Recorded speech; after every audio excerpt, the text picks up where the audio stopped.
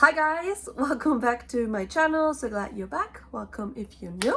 My name is Natalie and today I'm coming to you with a good old book haul. So I don't know what happened. I don't buy that many books normally, but I've been to many different book offs in many different places this month, and I always take something because, I don't have a lot of chances to get cheap books. So this is what happened. So I have, I think, like 16 or 17 physical books and 4 ebooks I want to talk to you about. And I think we'll just get right into it. So what I'm going to do first, I think, is the ebooks. I got 4. All of these were on sale, so I grabbed them. We have Like a Love Story by Abdi Nazemian. This, I don't know actually too much about this. I don't remember why I put it on my wish list, but what I remember is it is queer, it has POC rep, and it's a contemporary love story. And I think it's bisexual rep. The queer is bisexual. I'm not quite sure, but if this looks interesting to you, check it out. Then we have Melis by Heather Walter. This one I'm really excited about. Pretty sure that if I enjoy this, and I'm planning on reading this pretty soon, I'm gonna buy a physical copy, but I'm very glad that the ebook was so cheap. It's like 100. All of these were around 100 to 200 yen. This is a Sleeping Beauty retelling, but sapphic. And Aurora, so Sleeping Beauty, falls in love with Maleficent. Is it in English? I think. So yeah, I'm really excited for that. Everyone was hyped for it, but I haven't actually heard anyone talk about it. So must do some research, but yeah, still very excited to be reading that. Then I got Ariadne by Jennifer Saint. I already read this in June, I think, June. And I liked it. Not enough to get like a physical copy, although it's beautiful. But I listened to it on audio. And I want to reread it, but physically, because I think I can get more out of it. But yeah, not physically on my shelf. I don't need it physically. So ebook, perfect. And then I got Fake the Date by Anna Birdie.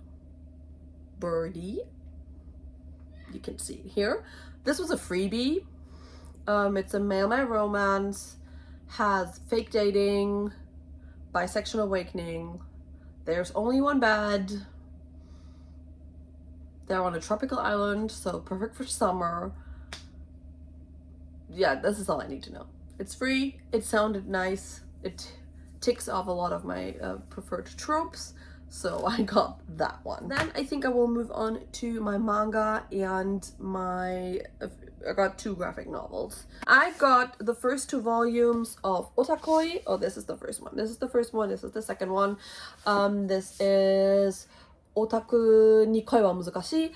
This is a manga series about Narumi and Hirotaka, and they both identify as otaku, and they start dating on a whim, basically, because Narumi is like, no one will date me, and Hirotaka's like, you can date me, and then they start dating. And it was just, I think it's just a love story. I saw the first few episodes of the anime and really enjoyed it. So I'm gonna read the manga because it's complete now, and then maybe rewatch the complete anime this time. Then, oh, I only have 1 and 2. I got number 3 too, but I got the first 3 volumes of Rurouni Kenshin, so the 1, 2, and the third one I think my daughter has somewhere reading it. This is a very well-known samurai manga series. I read these when they first came out way back. Is it 90s? Was it late 90s or early 2000s? Probably around this time. doesn't say. I checked before, but I don't remember when the original release date of these were, but I think early 2000s. The last movie just came out, and I kind of wanted to reread these. And so I got the first 3 volumes secondhand. And then, one I'm kind of sad about, bit sad about these, not gonna lie. So I got the first volume of Minegishi-san wa Otsukun ni tabesasetai. We follow Otsukun, who is plus size, and Minegishi, who just likes Otsukun, the way he eats, and that he's always so positive about eating, or something like this. And I will go more in depth in my wrap up, or I already did. I think I'm going to do my wrap up first. I'm going to upload my wrap up first, but I already did go in depth why I did not like this. So this is a haul and an unhaul, because I'm going to get rid of this. I did not like this. I want to point this out here too. I do not recommend this. If you want a more, as I said, in-depth review of this, please check out my monthly wrap-up. Then I got 2 graphic novels of Mercari, and I was really happy to find them for kind of cheap. So I got Wires and Nerve Volume 1 and Wires and Nerve Volume 2 by Marissa Maya. This is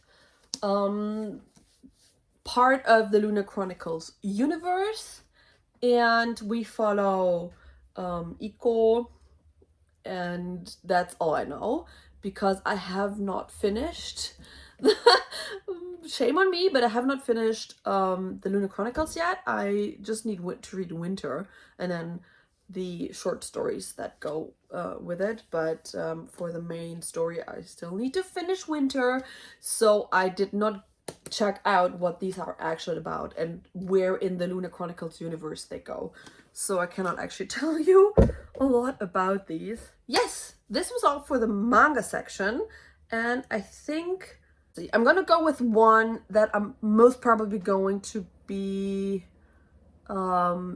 also unread, and some of you might know, but I didn't know when I got it. So I got The Help by Catherine Stockett. Now, I've seen the movie, I liked it, and this was at Book Off for 100 yen. So I thought, oh, let's just pick it up and see what the book is like. And also it has a yellow spine, which looks so nice on my rainbow shelves, you know, 100 yen. What can go wrong for $1? I since then found out that this is actually a stolen story, or at least rumored to be. I stumbled upon it when I was looking up at Goodreads afterwards, and then realized, because I assumed this is written by a black woman, you know? Yeah, no, this is not a black woman. This is as white as it can get. Nah. Why are we doing this? Okay, so I'm not sure what I'm gonna do with this. If someone read this, let me know. But this is potentially an unread unhaul. Or trash. Because for like $1, I am not sorry to just yeet it out of my life. Let's get into the one I'm really excited about. It was a pre-order and it finally came. It took forever. It's The Jasmine Throne by Tasha Sudi. So excited about this. This is a Indian-inspired, sapphic, badass woman fighting the system, I don't know, the kingdom, something like this, the empire. Yes, I think you heard about this on other channels. Everyone is very excited about it, and I cannot wait. This was pre-ordered and it's finally came. It's so beautiful and it's so fluffy. I'm so excited for this. We have Fallen Kingdoms by Morgan Rhodes. The only thing I know about this is that Reagan from Peru's Project really loves the series, and she was the one that put this on my radar and on my wish list. So I think there's a lot of intrigue, and magic, and it's a long series. It's floppy. Look at this. Beautiful. All I know about this. Cannot wait for some high fantasy intrigue. Another very floppy one I got is a Shorefall by Robert Jackson Bennett. This is the second one in the Founders trilogy. I read the first one. The first one was called Founderside 2019. I think so. I think it was 19. I don't think I read it during pandemic. I cannot wait to get into it. Again, the rest is all Book Off finds. From like 1, 2, 3, 4 different book offs. Now I just have to find out which one was the first one. I think this was the first one. So I got Ancillary, is this how you pronounce it? So Ancillary Justice and Ancillary Sword by Anne Leckie. These are fantasy. No, they're not. They're science fiction. This is a science fiction series. And what got me to buy these, it really reminded me of Alita, which I talked about in a previous video. I really, really love. And so on a remote icy planet, the soldier known as Brack is drawing closer to completing her quest. Brack is both more than she seems and less as she was. Years ago, she was the Justice of Torin, a colossal starship and an artificial intelligence controlling thousands of soldiers in the service of the Wretch, the empire that conquered the galaxy. Sold. So I got these. Beautiful, beautiful. They're not as floppy as I want them to be, but I think when I read them, they will leave like a really nice. I like to break spines because it gives character to the book that I actually read this book and stuff like this. So I'm weird like that. Tell me if you're weird like that. I like to break spines. So as much as I love floppy books, this is going to look so red when I'm done with it. So I'm really excited. Am I weird? Next, I got Raceling by Kristen Kishore. I already own this on my Kindle, I think, but it was there. It looked nice. It's floppy. It's very beloved series, YA series on BookTube. This is older than I thought it would be. That was like early 2000s. No, 2008, late 2000s, but still 2000s. We're talking 2000s here. So I'm scared. Oh, this is very reflective. I'm sorry.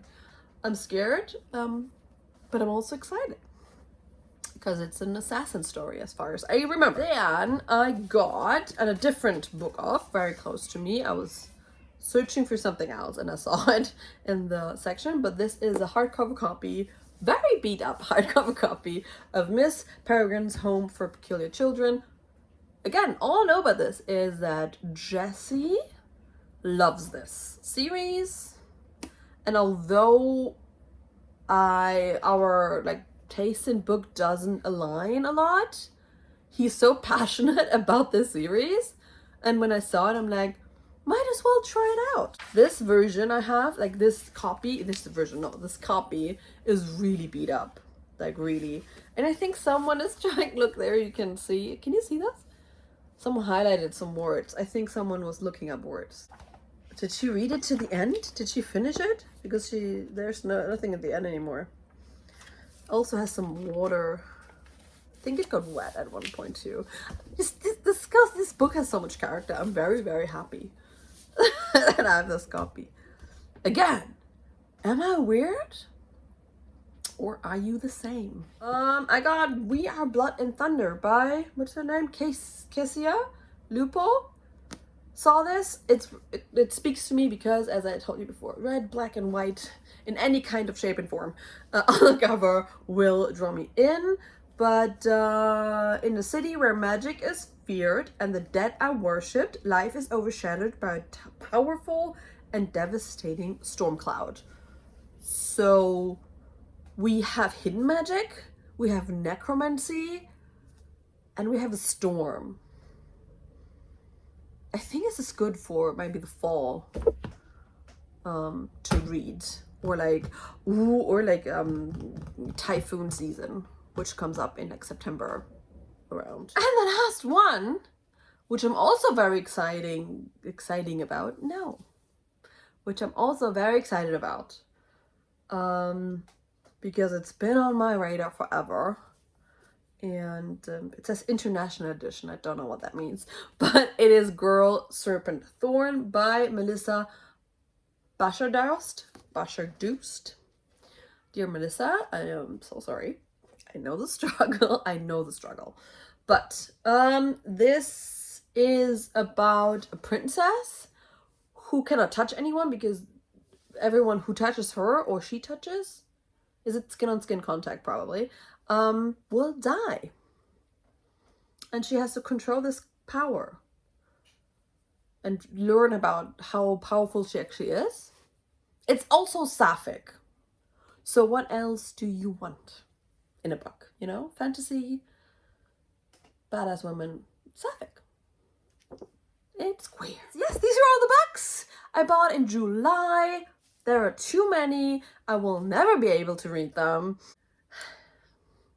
Yes, I hope you enjoyed this video. Give it a thumbs up.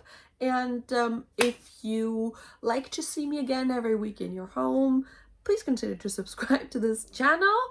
And I see you next week. What is English? See you next week, guys. Bye.